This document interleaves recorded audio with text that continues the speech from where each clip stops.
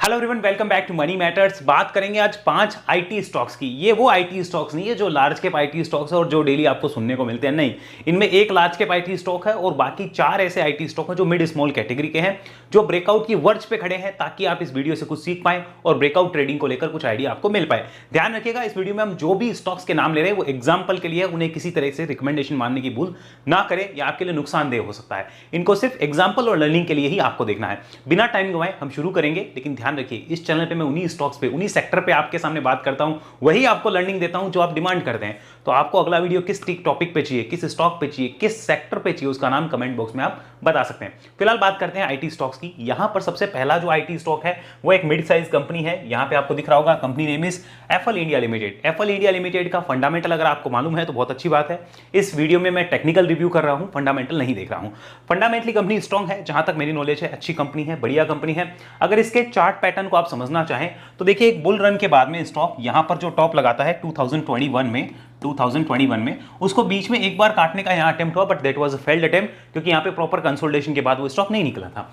वापस वो स्टॉक जो है आज 2024 में उन्हीं प्राइस के आसपास जो है बेचारा झूला झूलता हुआ नजर आ रहा है।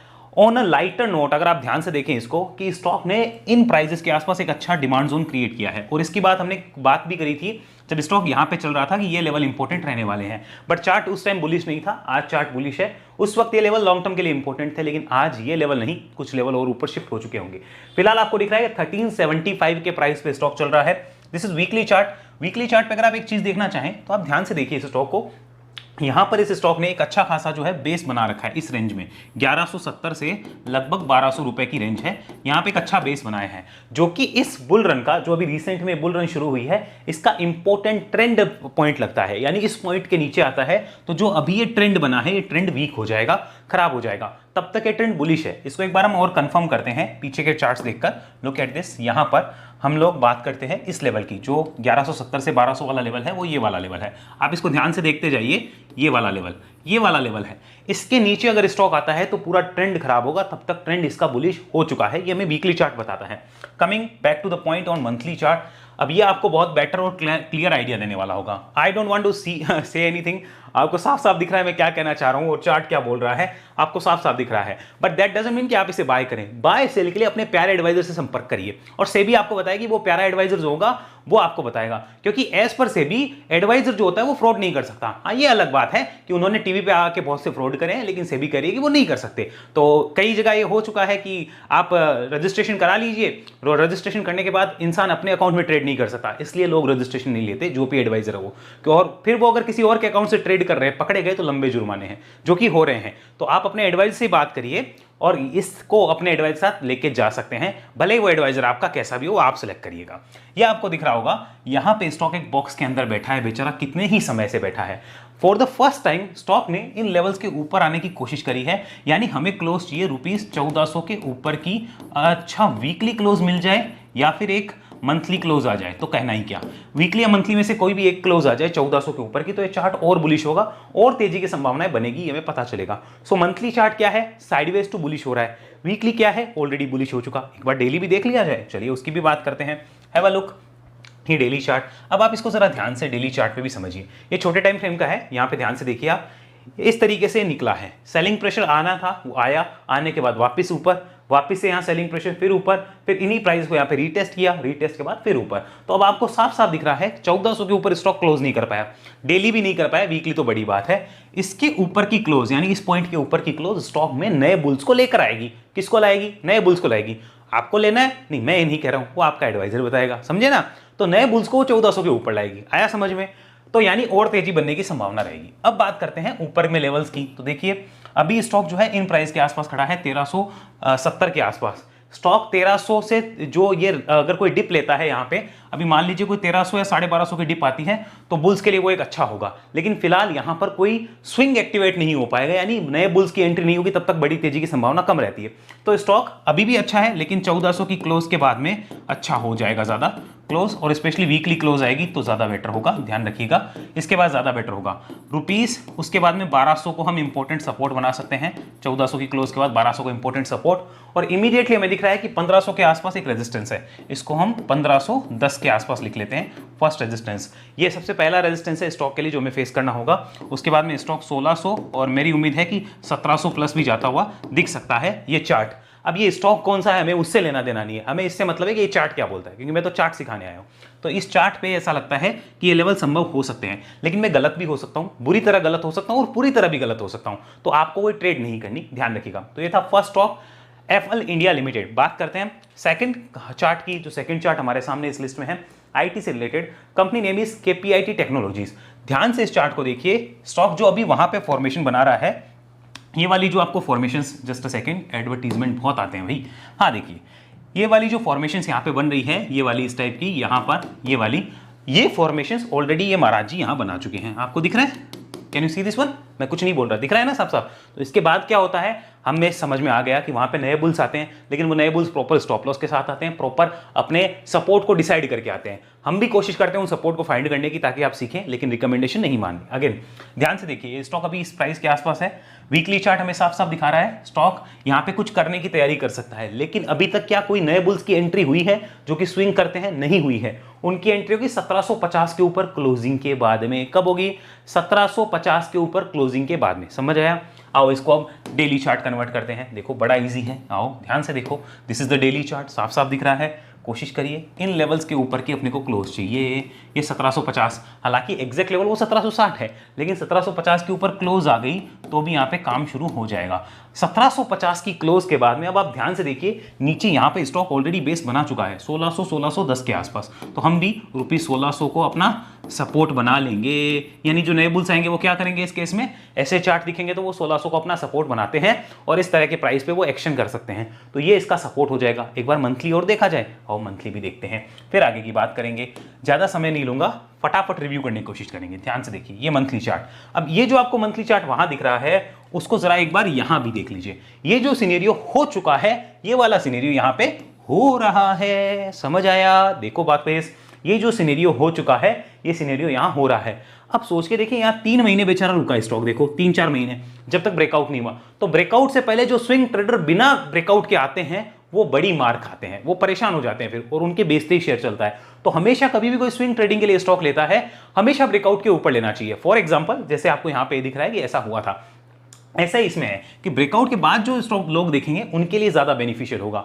जो लॉन्ग टर्म लेके बैठे हैं उनको तो वैसे ही कोई दिक्कत नहीं है, वो तो वैसे ही चल रहा है। तो ये भी आपको ध्यान रखना चाहिए जब भी आप चार्ट पढ़ते हैं तब। अब आइए यहाँ पे वापस समझते हैं। हमने लिखा था ₹1750 की क्लोज चाहिए, 1750-60 की रेंज है, इसकी क्लोज चाहिए। ₹1600 हमारा सपोर्ट हो जाएगा, 1600 सपोर्ट, ₹1850, 1900 एक सेकेंड वेट, 1960 रुपए और 2100 के घर जो है वो खुलते हुए नजर आ सकते हैं।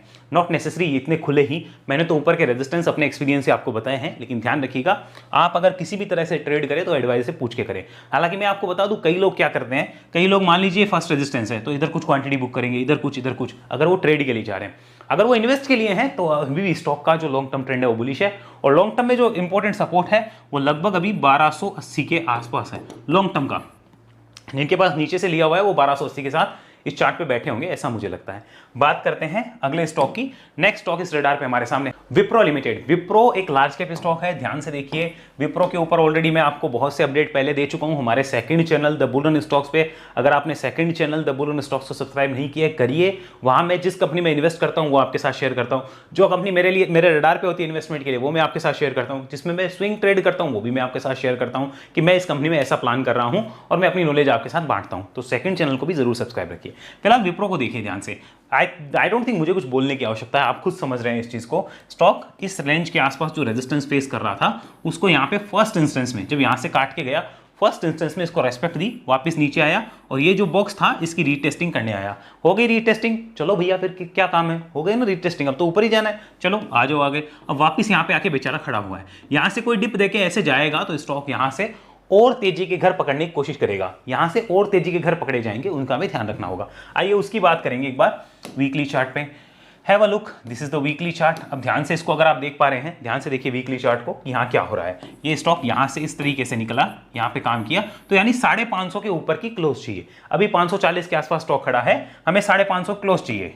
क्लोजिंग के बाद जो है स्टॉक के लिए ऊपर के घर खुलेंगे, लेकिन उसके लिए एक बार जरा हम डेली वापस कन्वर्ट करते हैं। ध्यान से जरा देखिए, दिस इज डेली चार्ट। ये इस रेजिस्टेंस के आसपास पहला यहाँ पे जो कहते हैं ना रेजिस्टेंस को रेस्पेक्ट देना पड़ेगा या सेलिंग प्रेशर लेगा, वो लेने की तैयारी कर रहा है। क्या अभी यहाँ पर नए बुल्स आएंगे? नहीं। क्या अभी यहाँ पे ब्रेकआउट हुआ है? नहीं हुआ। ब्रेकआउट कब होगा?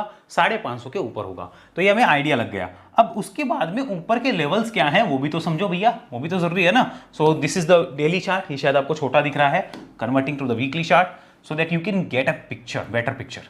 ध्यान से देखिए, यहाँ पर अभी कोई तरीके से नए बुल्स नहीं आए हैं। वो कब आएंगे? ₹550 के ऊपर आएंगे इस चार्ट पे। और उसके बाद में रुपीस, यहाँ पर आप खुद देखिए इन प्राइजेस के आसपास एक डिमांड जोन है 480 से 500। हम मोटा मोटी 500 पकड़ते हैं। 500 उसके बाद शायद बुल्स जो है वो सपोर्ट रखेंगे, शायद। भैया मैं कोई श्योर नहीं हूँ, मेरे पास कोई गारंटी नहीं है ना। और उसके बाद में ऊपर की बात करें तो स्टॉक यहाँ से जहाँ हमें दिख रहा है साफ साफ जो लेवल्स दिख रहे हैं, उसमें ₹590 सबसे पहला रेजिस्टेंस। उसके बाद में 590 देखिए यहाँ पर है। और उसके बाद में लगभग जो नजर आता है वो 625, यहाँ पर 625 और रुपीस। उसके बाद में और भी ऊपर के गेट खुलते हुए नजर आएंगे, जो कि स्टॉक को 670, 60-70 के आसपास ले जाते हुए नजर आ सकते हैं। तो इन लेवल्स का हमें ध्यान रखना होगा। ये ऊपर के लेवल ओपन हो जाएंगे स्टॉक के लिए। किसको कहाँ बुक करना है, कैसे करना है, वो तो अपने हिसाब से देखेगा, ये एडवाइजर से पूछ के देखेगा। हाँ, ये सीखना चाहते हो तो वो वेव एनालिसिस में बता दूंगा कैसे बुकिंग होती है, क्या होती है। लेकिन हाँ, ये आपको अभी मैं इतना इन्फॉर्मेशन दे सकता हूँ। इसके ऊपर ये होगा, ये सपोर्ट होगा और ये ऊपर के रेजिस्टेंस खुलेंगे ऐसे चार्ट पे। तो ऐसे चार्ट से आप लर्निंग ले सके तो बहुत अच्छा होगा। सो दिस इज विप्रो चार्ट, जो कि अनोदर हमें दिखा रहा है कि ये भी रेडी है। उसके बाद में एक और कंपनी जो स्मॉल कैप कंपनी है, अगर आप ध्यान से देखेंगे, और गोयंका ग्रुप की कंपनी है। अब इस गोयंका ग्रुप की कंपनी को आप ध्यान से देखिए, स्टॉक का नाम है एफएसएल। इस स्टॉक, ये भी मेरा इन्वेस्टमेंट स्टॉक था और इस पे हमने 100 रुपए पे इन्वेस्टमेंट किया था। Second channel the bull run stocks पे इसके बहुत वीडियो है, गूगल कर लीजिए या फिर यूट्यूब पे लिखे first source solution the bull run stocks, मेरे सारे वीडियोस आ जाएंगे जब 100 रुपए पे मैंने इसको लिया था आप लोगों के सामने। अभी मैं इस चैनल पे भी इसको कवर कर रहा हूं बिकॉज ये ब्रेकआउट पे है। ध्यान से देखिए, इस रेजिस्टेंस को स्टॉक जो है वो काटने आया है, but this is not the way कि आप डायरेक्टली इसको जाके यहां से कूद के ले लें। ये ऐसा कभी नहीं होता है, हमेशा वेट किया जाना चाहिए जब फॉर्मेशन ऐसी हो। क्योंकि स्टॉक ने क्या किया था, ये जो रेजिस्टेंस था इसके पास बहुत समय बिताया है, ये जो दिख रहा है बहुत समय बिताया है। सो अगर कोई नए बुल्स यहाँ पे आ रहे हैं जो इस ब्रेकआउट को देख रहे हैं, नीचे से बैठे हैं, वो तो देखो स्ट्रॉन्ग एंड है क्योंकि वीक एंड थे वो निकल चुके।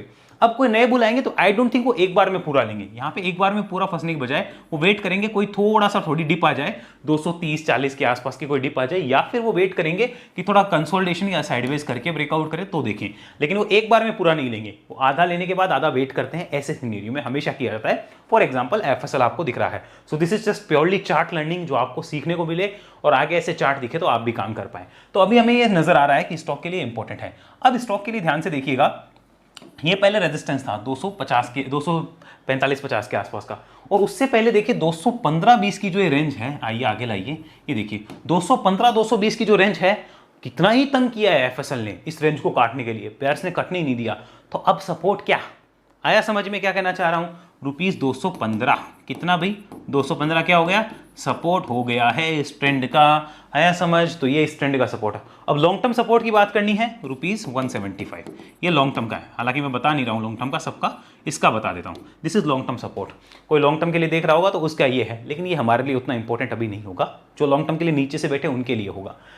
215 इंपॉर्टेंट सपोर्ट, जो नए बुल्स है इसको ब्रेकआउट के लिए देखना चाहते हैं वो अपने एडवाइस से बात करेंगे तो इसके साथ करेंगे। हमारे पास एडवाइजर तो हमें भी करनी है, तो 215 ये ओके, इसका हमें ध्यान रखना होगा। ऊपर के लेवल्स की बात करें तो ऊपर राइड बनता है, अच्छे लेवल्स, अच्छी संभावनाएं खुलती हुई नजर आ सकती है। ₹240 के नियर बाय यहाँ पे बुल्स के लिए एक अच्छा अपॉर्चुनिटी होगा कि वो इस स्टॉक को अपने रडार पे ले, इस स्टॉक की स्टडी करे। और ऊपर के रेजिस्टेंस जो है वो मैं अभी आपके सामने बताना चाहूँगा, 265 से 270 फर्स्ट रेंज और ₹295 से 300 सेकेंड रेंज। ये इसमें दो रेंज के लिए ही मैं आपको बताना चाहूँगा कि मेरे हिसाब से दो तो ओपन होगी, उसके बाद में ट्रेलिंग एसएल के साथ राइड बनेगा बुल्स के लिए। बुल्स क्या करेंगे, यहाँ पे टीएसएल लगा के राइड करेंगे जो बड़े बुल्स हैं। क्या हमें भी राइड करना है, आप अपने एडवाइस से पूछिए, लेकिन ऐसा चार्ट अगर आपको दिखे फ्यूचर में तो आप अभी से प्लानिंग कर लीजिए कि आपको क्या करना है। इस लर्निंग से अगर आपको कुछ सीखने को मिला तो बहुत बढ़िया काम हो जाएगा। सो ये था fourth stock, first source solution. इसको एक बार वीकली और मंथली भी देख लेते हैं। वीकली हमने देख लिया, look at the monthly chart, this is the monthly chart. I don't think मुझे कुछ बताने की आवश्यकता, आप साफ साफ देख पा रहे हैं स्टॉक किस तरीके से चल रहा है और क्या कर रहा है।